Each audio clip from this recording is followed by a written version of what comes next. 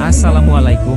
Silaturahmi Parik Paga Nagari Kurai, PPNK, digelar di Lesehan Inyak Ngarai Sianok, Bukit Tinggi, Sabtu, 4 Februari 2023, malam.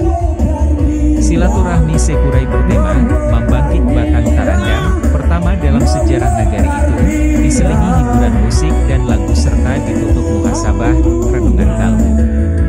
Silaturahmi dihadiri ratusan parik paga, puluhan ninik mamat, alim ulama, cadiak pandai, Persatuan Wanita Kurai dan beberapa orang anggota DPRD Bukit Tinggi putra asli nagari setempat.